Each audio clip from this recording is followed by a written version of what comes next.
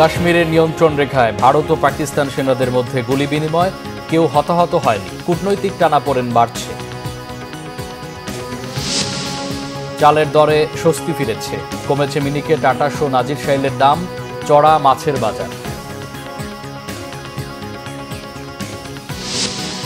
ইন্দোনেশিয়ায় Asian cup বাছাই হকিতে বাংলাদেশের semifinal আজ, প্রতিপক্ষ শক্তিশালী ওমান। দেখছিলেন ক্রাউন 7 সংবাদ শিরোনাম।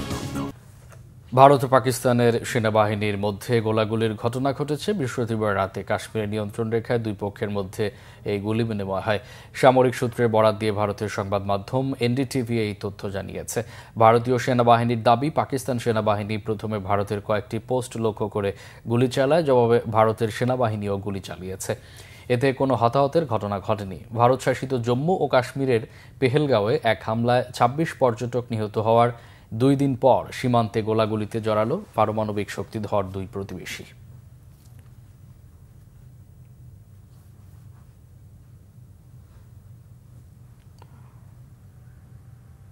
ভারত নিয়ন্ত্রিত কাশ্মীরের পেহেলগাঁওয়ে সন্ত্রাসী হামলার জবাবে সরকারের যে কোনো পদক্ষেপে বিরোধী দল সমর্থন দেবে বলে আশ্বস্ত করেছেন কংগ্রেস শীর্ষ নেতা রাহুল গান্ধী। এদিকে পাকিস্তানের জড়িত থাকার প্রমাণ অবিলম্বে উপস্থাপনের চ্যালেঞ্জ দিয়েছেন পাকিস্তানের পররাষ্ট্রমন্ত্রী ইসাক দার। পেহেলগাঁওয়ে অন্তত ২৬ পর্যটক হত্যার ঘটনায় পাকিস্তানের সাথে পাল্টাপাল্টি পদক্ষেপে উত্তেজনাকর পরিস্থিতিতে বৃহস্পতিবার সর্বদলীয় বৈঠক হয়েছে ভারতে। বৈঠকে গোয়েন্দা ব্যর্থতা স্বীকার করেছে প্রধানমন্ত্রী নরেন্দ্র মোদী নেতৃত্বাধীন কেন্দ্রীয় সরকার। পার্লামেন্ট ভবনে অনুষ্ঠিত ওই বৈঠকে ছিলেন না মোদী। লোকসভার বিরোধী দলীয় নেতা রাহুল বলেছেন, সরকার যাই পদক্ষেপ নেবে তাতে পূর্ণ সমর্থন থাকবে বিরোধী দলের।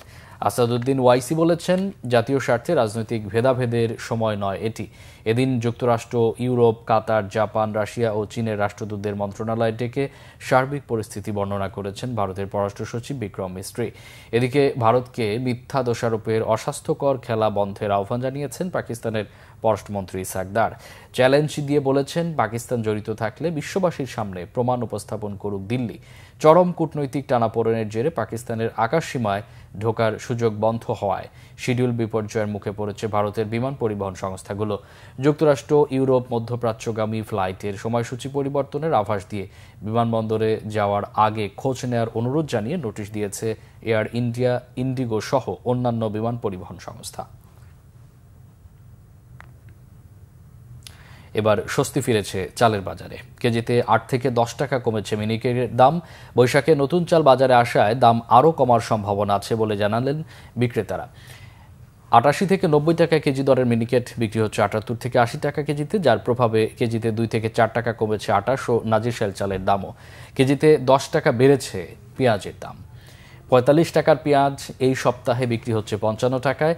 বেশিরভাগ সবজির দরই বেড়েছে বলে জানালেন বিক্রেতারা। দাম স্বাভাবিক রাখতে কঠোর বাজার তদারকির পরামর্শ ক্রেতাদের। কেজিতে ৫০ টাকা পর্যন্ত বেড়েছে বেশিরভাগ মাছের দর। তবে গত সপ্তাহ থেকে কেজিতে আরও ২০ টাকা কমে ব্রয়লার ১৬০ টাকা এবং সোনালী মুরগি বিক্রি হচ্ছে ২৬০ টাকায়।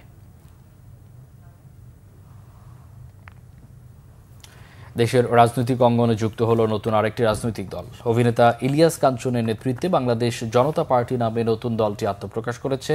দলটির স্লোগান, গর্বমোরা ইনসাফের বাংলাদেশ। দলটির চেয়ারম্যান, অভিনেতা ও নিরাপদ সড়ক আন্দোলনের প্রধান ইলিয়াস কাঞ্চন। মহাসচিব জাতীয় প্রেস ক্লাবের সাবেক সভাপতি শওকত মাহমুদ। রাজধানীর একটি হোটেলে নতুন দলের নাম ঘোষণা করেন ইলিয়াস কাঞ্চন। আত্মপ্রকাশ অনুষ্ঠানে দলের রূপরেখা, ভবিষ্যৎ পরিকল্পনা এবং নির্বাচনী প্রস্তুতি নিয়ে বিস্তারিত জানান তিনি।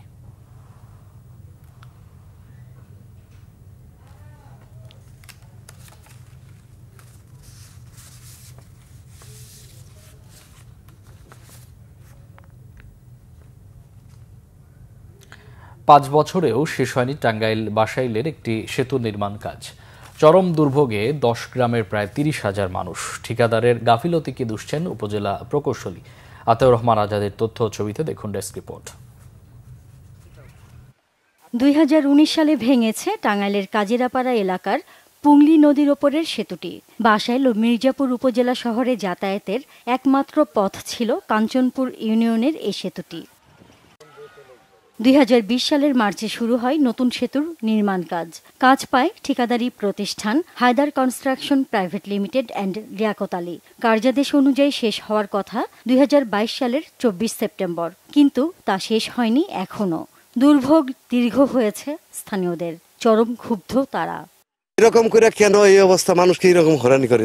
দেখেন তো ভাই, যেখান থেকে উঠতে আমার কিরকমটা লাগছে, আমি ঘেমে গেছি, আমি উঠতে পারি না, পিছনে দুইজনে দেখা দিয়েছে। কাজ যেভাবে করার কথা ওইভাবে কাজ হচ্ছে না, এবং গত 1 বছরে কোনো কাজের কোনো অগ্রগতি নাই। 5 বছর ধরে ব্রিজের কাজ করে, আমাদের ব্রিজের কোনো 2 মেরে ক্লিয়ারই করে ফেল না। মানুষের যে কষ্ট, ব্রিজ মনে হয় আর 20 বছরও ক্লিয়ার হবো না। লেবারদের ঠিক মতো বিল দিচ্ছে না, মানে কোনো সারি কোনো কাম কোনো দিকে তারা আইগাচ্ছে না। আমরা গুদারা পারাপার হল লাগে একজনের 10 টাকা করে পার, আবার আইতে 10 টাকা 20 টাকা লাগে। ঠিকাদার কাজ না করলে রিটেন্ডারে নতুন করে শুরুর আশ্বাস দিয়েছেন এলজিইডির উপজেলা প্রকৌশলী। কমপক্ষে 2টা চিঠি দিয়েছি যে কাজটা দ্রুত তার সাথে শেষ করার জন্য। এটা জেলা অফিসে পাঠানো হয়েছে। জেলা অফিস থেকে উনাকে মৌখিকভাবে এবং চিঠি মারফত বারবার বলা হয়েছে যে কাজটা আরো দ্রুত করে নির্দিষ্ট টাইমের মধ্যে কাজটা শেষ করার জন্য। যদি এইভাবে কাজটা উনি শেষ না করে, তাহলে জেলা অফিস এবং আমাদের অফিস, 2 অফিস থেকেই বলা হয়েছে যে তাহলে এই কাজটি খুব দ্রুত বাতিল করে পরবর্তী রিটেন্ডারের জন্য ব্যবস্থা নেওয়া হবে। এ বিষয়ে ঠিকাদারি প্রতিষ্ঠানের সাথে যোগাযোগ করার চেষ্টা করেও পাওয়া যায়নি। এলাকাবাসীর অভিযোগ, 5 আগস্টের পর ঠিকাদারও লাপাত্তা। সেতুর জন্য আর কত অপেক্ষা করতে হবে জানে না ভুক্তভোগীরা। Bangla vision news desk. ধানমন্ডিতে 700 জন মশক ও পরিচ্ছন্নতা কর্মী নিয়ে বিশেষ পরিচ্ছন্নতা ও মশক নিধন অভিযান শুরু করল ঢাকা দক্ষিণ সিটি কর্পোরেশন। এ উপলক্ষে রবীন্দ্র সরোবর থেকে একটি র্যালি বের করা হয়। ধানমন্ডি আবাসিক এলাকার বিভিন্ন রোড ঘুরে শেষ হয় র্যালিটি। Dhanmondi society, red crescent, DSCC সহ সরকারের বিভিন্ন পর্যায়ের কর্মকর্তারা র্যালিতে অংশ নেন। এবারের স্লোগান রাখা হয়েছে, নিজ আঙিনা পরিষ্কার রাখি, পরিচ্ছন্ন নগর গড়ি। এর আগে বিশেষ পরিচ্ছন্ন ও মশক নিধন কার্যক্রম উদ্বোধন করে স্থানীয় সরকার সচিব মোহাম্মদ রেজাউল মাকসুদ জাহিদি জানান, পরিকল্পিত পরিকল্পনা বাস্তবায়নে ধানমন্ডিবাসীকে যে কোনো সহযোগিতা করবে সরকার। সকল এলাকার সোসাইটি এগিয়ে আসলে পরিষ্কার নগরী গড়ে তোলা সম্ভব বলেও মনে করেন তিনি। এ সময় ঢাকা দক্ষিণ সিটি কর্পোরেশনের প্রশাসক মোহাম্মদ শাহজাহান মিয়া জানান, 7টি জোনে ভাগ হয়ে পরিষ্কার ও পরিচ্ছন্নতা অভিযানে অংশ নিচ্ছেন ঢাকা দক্ষিণ সিটি কর্পোরেশনের কর্মীরা। এছাড়াও বর্ষাকালে নেওয়া হয়েছে বৃক্ষরোপণ কর্মসূচি। খেলার খবর, এশিয়ান হকি বাছাই। ইন্দোনেশিয়ায় এশিয়ান কাপ বাছাই হকিতে আজ সেমিফাইনালে খেলবে বাংলাদেশ। প্রতিপক্ষ শক্তিশালী ওমান। জাকার্তা AHF কাপের দ্বিতীয় সেমিফাইনাল ম্যাচটি শুরু হবে বাংলাদেশ সময় সন্ধ্যা 6টায়। প্রথম সেমিতে লড়বে চাইনিজ তাইপে ও কাজাখস্তান। 5 দলের পুল বিতে টানা 4 ম্যাচ জিতে অপরাজিত গ্রুপ চ্যাম্পিয়ন হয়েছে বাংলাদেশ। মিমো আশরাফুলদের সামনে এখন শেষ 4 নকআউট ম্যাচের চ্যালেঞ্জ। টুর্নামেন্টে অংশ নেওয়ার আগে থেকেই ওমানকে কঠিন প্রতিপক্ষ হিসেবে দেখছেন দলের coach Mamunur Rashid. Asia cup হকির বাছাই পর্বের 2 ফাইনালিস্ট সুযোগ পাবে আগামী সেপ্টেম্বরে ভারতে অনুষ্ঠেয় 8 দলের এশিয়া কাপ হকিতে। ওমানের বিপক্ষে তাই ডু অর ডাই ম্যাচ বাংলাদেশের। এশিয়া কাপ খেলতে হলে ম্যাচটি তাদের জিততেই হবে। AHF কাপের সফল দল ডিফেন্ডিং চ্যাম্পিয়ন বাংলাদেশ। 4 বারের শিরোপা জয়ী তারা। গত আসরসহ 3 ফাইনালে বাংলাদেশের প্রতিপক্ষ ছিল ওমান। এবার মধ্যপ্রাচ্যের দেশটির বিপক্ষে সেমিফাইনালেই দেখা যাচ্ছে লাল সবুজ জার্সিধারীদের। শেষ 4 বাধা টপকাতে কৌশলী নৈপুণ্যের পাশাপাশি স্নায়ুচাপকেও জয় করতে হবে বাংলাদেশকে। ওমান 4 বার ফাইনাল খেললেও এখনও শিরোপার স্বাদ নিতে পারেনি।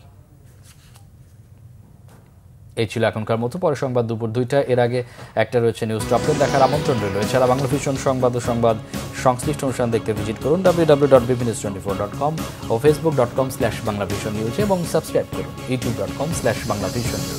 এতক্ষণ সাথে থাকায় অসংখ্য ধন্যবাদ।